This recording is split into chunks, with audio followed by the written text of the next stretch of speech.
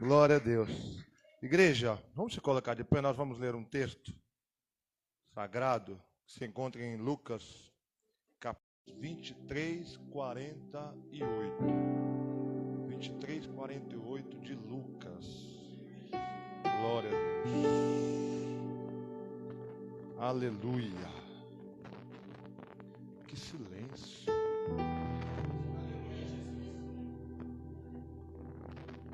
Por que do silêncio?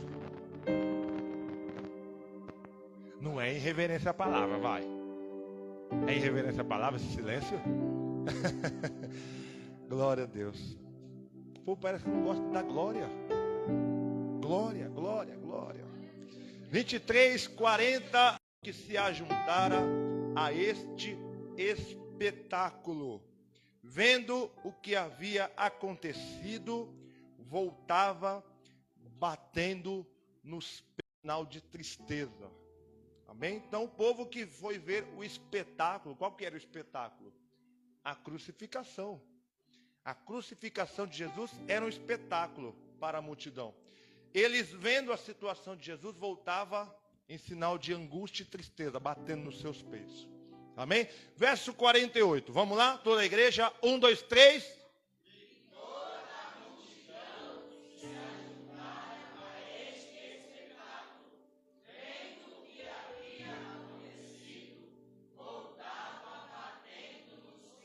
Amém? Repita comigo.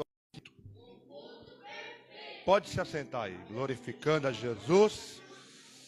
Preste atenção aqui, ó. Olha para mim aqui, tá bom? Para você não perder o foco. Para mim tentar te explicar o que Deus me entregou há poucos dias atrás aqui neste altar. Amém? Gabriela, aumenta um pouquinho o fundo musical aqui para nós. Irmãos, quando a gente pensa nesse versículo que nós acabamos de ler, oferecer culto a Deus. De como oferecer culto a Deus e Deus receber o nosso culto. Primeira coisa, irmãos, que a gente precisa aprender nesse texto aqui, o que é culto? O que é culto? Adoração ou reverência a uma divindade. No nosso caso, uma adoração e uma reverência ao Deus, Criador dos céus e da terra. Por isso que o culto, ele está mais relacionado a dar do que receber. Culto é você trazer alguma coisa para aquele que será adorado. Isso é culto. Olhando para o Antigo Testamento, presta atenção aqui, ó. Nós percebemos que estavam se tornando obsoletos. Estavam se tornando uma coisa sem fundamento. Por quê, irmão? Porque não conseguia nos remir por completo. O judeu ia lá, oferecia um sacrifício, só que aquele sacrifício não era o suficiente para poder perdoar pecados. Ele perdoava de forma momentânea, mas era uma coisa que perdoava hoje, amanhã nós já estávamos precisando novamente de um novo sacrifício. Por isso que os sacrifícios do Antigo Testamento se tornaram uma corrente. Aí toma remédios, antibióticos fortes e a dor não passa. E a enfermidade não vai embora. Era mais ou menos assim. O povo sacrificava, recebia o perdão dos seus pecados, só que era de forma momentânea. Aquilo rapidamente passava. No dia seguinte, semana seguinte, mês seguinte, ano seguinte, já era necessário um novo sacrifício para que Deus pudesse perdoar o povo. Então, irmãos, quando a gente olha para o Novo Testamento, nós vemos que Jesus veio como um cordeiro para ser sacrificado em nosso favor. Isso não é novo, a gente já sabe disso. Quando Jesus está no Calvário pendurado no madeiro, era como um sacrifício oferecido ao Pai. Se sacrifício é como um culto oferecido a Deus, entendemos que Jesus estava oferecendo um culto lá no Calvário. E não era um culto qualquer, era um culto perfeito. Por isso que eu perguntei ao Caio, você consegue louvar esse louvor? Ele falou, consigo, pastor. Porque o louvor que o Caio louvou aqui, irmãos, fala de um culto no Calvário, o momento da crucificação de Jesus. Todos. É interessante. Geralmente só Marcos Mateus e Lucas é considerado como sinóticos, evangelhos parecidos. Cada um conta uma história de um jeito, mas conta. Mas essa história da crucificação, irmãos, está em todos os evangelhos. Se a gente fosse fazer um contraste, um paralelo de todos os evangelhos, a gente ia arrancar muita coisa. Porque a gente vê em cada evangelista, ele cita um detalhe. Só que eu vou ficar somente em Lucas. Qual que é o culto perfeito para Deus? Qual que é o culto que Deus recebe de verdade, pastor? Primeiro, Deus recebe o culto de quem oferece com esforço, com sacrifício sobre-humano. Porque, irmãos, a gente precisa observar uma coisa interessante, qual que era a condição de Jesus no momento em que ele oferece aquele culto. Jesus, no momento em que ele sobe ao Calvário para poder oferecer aquele culto ao Pai. Versículo de número 33 do mesmo capítulo. Coloca para nós, Gabriela.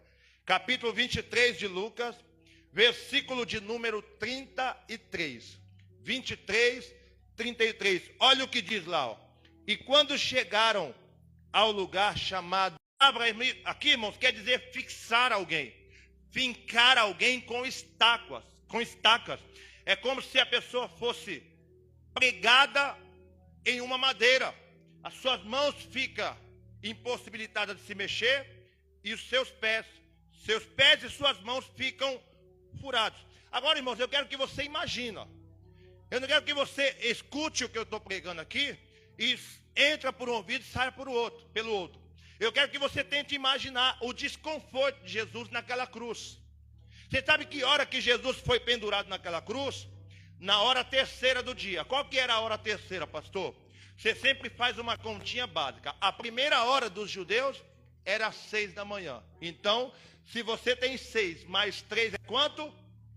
6 mais 3 é 9. Outro pregado por um tamanho de estaca de mais ou menos 20, 15 centímetros, um prego gigante. Era colocado entre um pé e outro e pendurado naquela madeira. Jesus também teve as suas mãos fincadas, uma de cada lado. A gente sabe, irmãos, disso. Mas eu quero que você tente imaginar Jesus oferecendo um culto nessas condições. Eu servi o exército e a gente tem uma posição que ficamos no exército que é chamada de cobrir. Você fica em forma para poder alinhar o exército, a tropa e a companhia. O soldado fica com as mãos levantadas, a mão direita. E ele vai alinhando a mão dele com o ombro da frente, até ficar o exército, alinhar uma tropa e uma companhia. Mãos levantadas. E às vezes, irmãos, por causa de uma pessoa, o sargento, o cabo, o soldado mais antigo, ele castigava a gente com as nossas mãos levantadas por um período muito grande. Se você levantar as suas mãos aqui ó, e ficar 30 segundos com ela, vai ser uma coisa. 5 minutos, 10 minutos com as mãos levantadas. E se você baixasse, o sargento castigava você. Era assim que a gente ficava no exército, uma forma de castigo. Agora imagine Jesus. Eu estou falando de uma posição, irmãos, desde as 9 horas da manhã até a tarde. Quantas horas se passaram? Quantas horas se passaram? 6 horas. Das 9 da manhã até as 3 da tarde, até as 15, se passaram 6 horas. Na mesma posição, de braços abertos, pés fincados com aquele prego, e o tempo todo, irmãos, Jesus glorificando, exaltando e bendizendo o nome do Senhor. Eu quero que você tente imaginar, irmãos, um culto perfeito para Deus é um culto na base do sacrifício. É um culto que nós oferecemos quando o culto perfeito a Deus é um culto que nós oferecemos quando nós estamos com o nosso psicológico abalado. Quando nós estamos com o nosso corpo físico cansado. Mas nós olhamos para a necessidade da alma, nós olhamos para a necessidade do nosso coração. Eu estou afadigado, eu estou destruído, mas eu vou adorar o nome do Senhor Deus Todo-Poderoso. Qual que é o culto perfeito, pastor? É o culto que nós oferecemos quando nós estamos no pior estágio da nossa vida. Além do que Jesus estava passando fisicamente, irmão, Jesus estava com sono. Vocês lembram que eu sempre falo aqui? Jesus foi preso na quinta-feira. Ora, quinta-feira, 10 horas da noite. Passou a madrugada sendo humilhado. Agora para pensar você, irmão. Jesus, ele tomou tapa na face. Jesus tomou cuspida no rosto. Jesus foi chicoteado. Durante todo esse tempo, de quinta-feira, das 10 da noite, até mais ou menos sexta-feira, 15 horas da tarde, irmão, são muitas horas. Com sono, com fome, afadigado e com um desgaste emocional, mesmas condições que Jesus estava aqui no Calvário. Qual foi a vez que você fez um esforço sobrenatural para poder vir se apresentar ao Rei dos Reis e ao Senhor dos Senhores?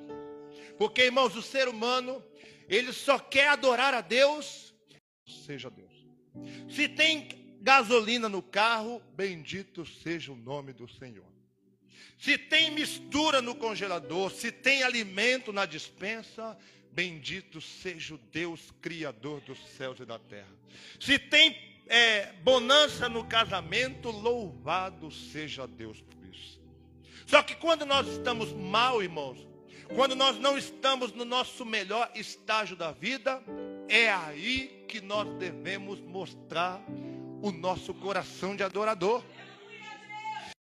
Entregar o nosso melhor para Jesus. É nos momentos mais difíceis da vida que Deus vai abrir os céus sobre você e vai derramar da sua graça, da sua misericórdia e da sua bondade. O apóstolo Paulo escreve em 2 Coríntios capítulo 12, que quando nós estamos fracos, aí é que nós estamos fortes.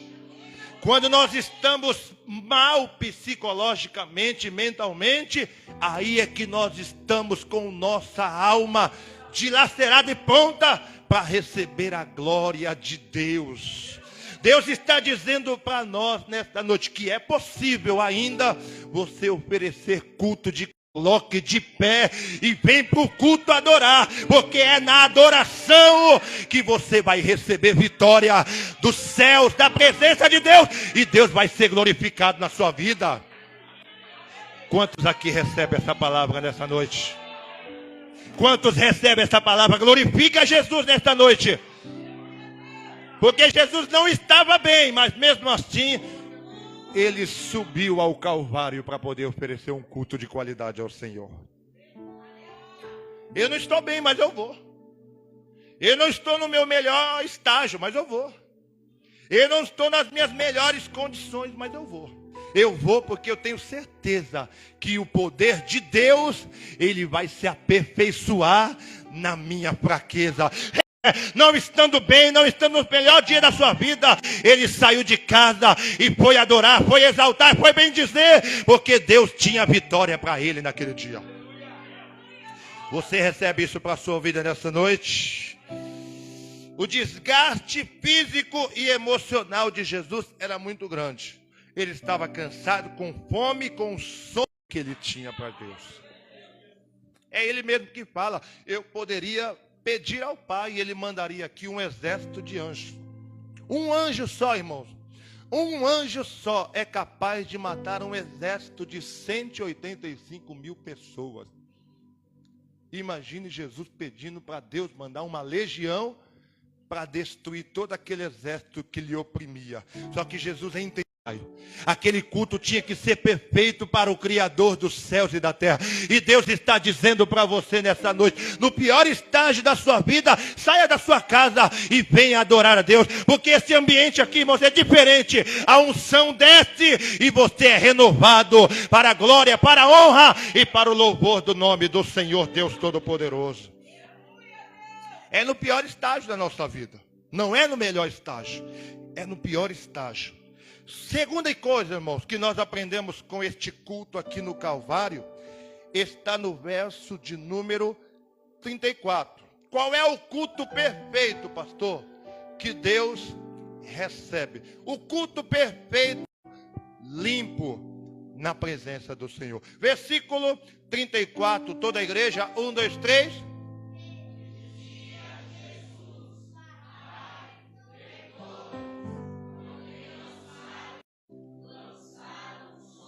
Na primeira parte do versículo, irmãos, olha só o que diz.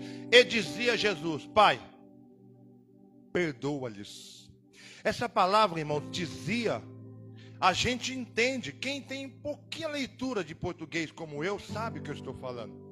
E dizia, significa que constantemente Jesus falava para o Pai, sussurrando: Pai, perdoa.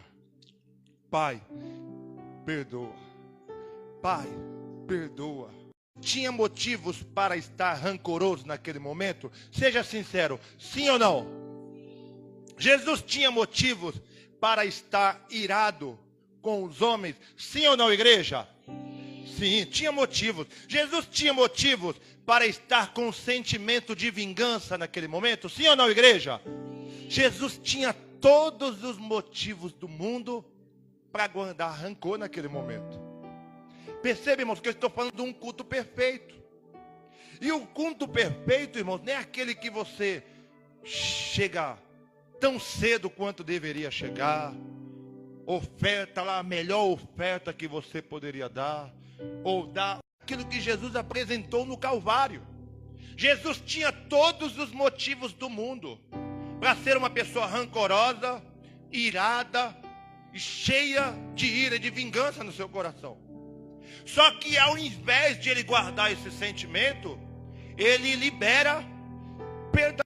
Que você vai falar assim, ó: eu não tenho o poder, eu não consigo. Mentira do diabo. Você consegue sim. Eu consigo sim. Eu já passei, irmãos, por situações com liderança na igreja, que eu tinha motivos para ser uma pessoa que nem estaria mais na igreja, por causa de coisas que aconteceu. Só que naquele dia eu prometi: Senhor, eu não vou mudar com tal pessoa. Eu não vou mudar com fulano, ciclano e beltrano. Foi uma decisão minha. Então a decisão do perdão, irmãos, ela tem que partir de mim e de você. Porque o beneficiado nessa história não é quem está recebendo o perdão, é você mesmo. O maior beneficiado daquele que vai perdoar ou receber perdão é você mesmo. Porque perceba, a gente precisa olhar o texto sagrado na sua etimologia. O que significa o texto grego, irmãos? Quer dizer mandar embora.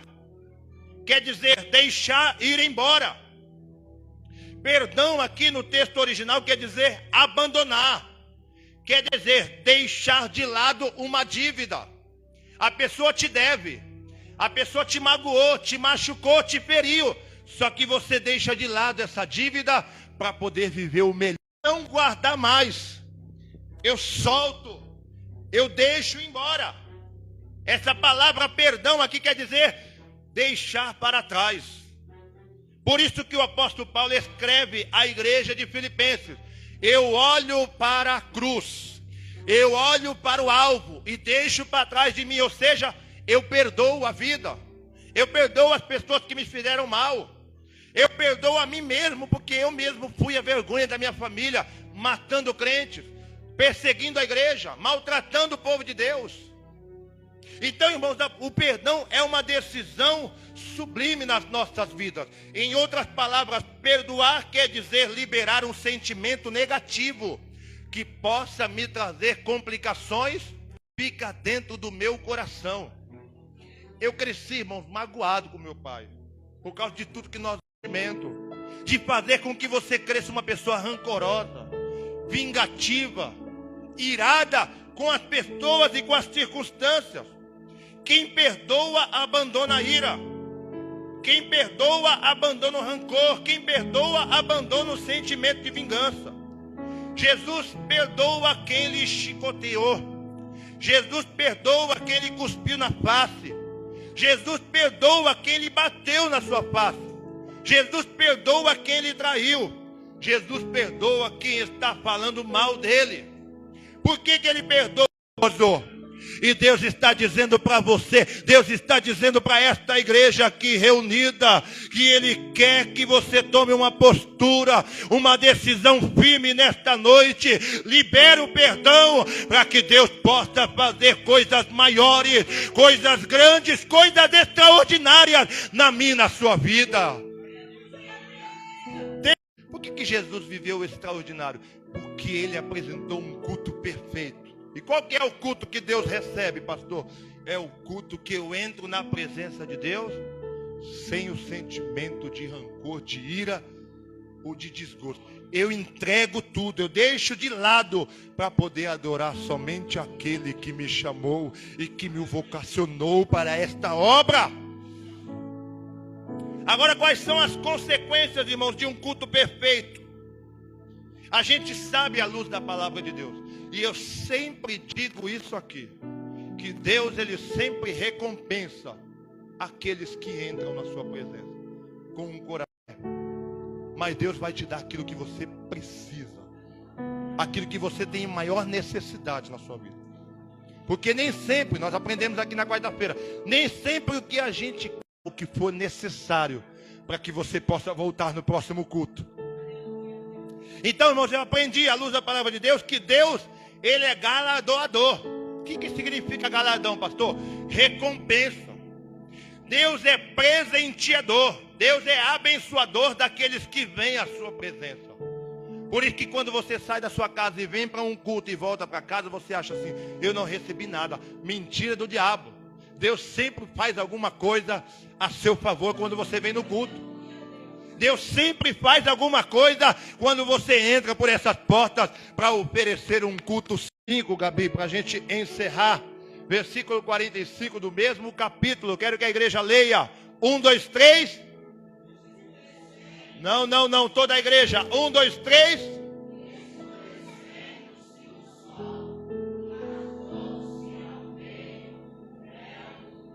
Rasgou-se ao meio o quê? O véu do templo. Perfeito. Perceba, irmãos, que cada culto tem uma consequência. Cada culto tem uma bênção.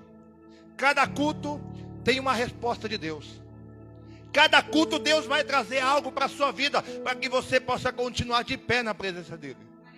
Quando o povo sai das cidades e vai para o deserto atrás de Jesus, eles não voltam de barriga vazia para casa. Jesus olha para os seus discípulos e fala, e aí, vamos dar de comer para a multidão? E o que os discípulos falam? Não tem comida. Pelo caminho, olha a preocupação do mestre por aqueles que saem de casa para poder oferecer um culto a Ele. Não volta de barriga vazia. Não volta de mãos vazias. Quando Abraão subiu as montanhas do Moriá para poder oferecer um culto, Deus lhe providenciou o sacrifício. Quando Elias resolveu orar lá no Monte Carmelo, Deus mandou fogo dos céus. Perceba, irmãos, que cada ação nossa tem uma reação de Deus. Quando Josafá oferece um culto ao Senhor no meio da guerra, Deus dá vitória para Josafá no meio da guerra. E aí eu quero te perguntar nessa noite, nos piores momentos da sua vida, você vai continuar a dificuldade de passar? A resposta para os céus e para o inferno hoje é não. Eu vou me levantar, eu vou sacudir a poeira e vou adorar o nome do Deus Todo-Poderoso. Que Jesus quer ensinar para nós com este culto lá no Calvário. Ele quer te ensinar que você pode tirar força da fraqueza, como fizeram os homens do passado. Eles se levantaram e foram ao encontro de oferecer culto ao Senhor. E o texto sagrado diz, irmãos, que quando Jesus está oferecendo culto ao Senhor, o véu do templo se rasga. Quem foi beneficiado, irmãos, com este culto de Jesus? Ele mesmo? Naquele momento, não. Quem foi beneficiado? A coisa, quando você vier fazer culto, quando você vier adorar Ele com o seu coração sincero, levanta as suas mãos que eu quero profetizar. Deus vai fazer coisas extraordinárias através do seu louvor, através da sua adoração. Deus vai quebrar cadeias, Deus vai quebrar correntes, e você vai se colocar de pé em liberdade para adorar o Deus Todo-Poderoso, o Criador dos céus e da terra. Aplauda esta palavra em nome de Jesus. Glória a Deus, bate palma. Glória a Deus. Amém, igreja? Se coloque de pé, você que vai ser.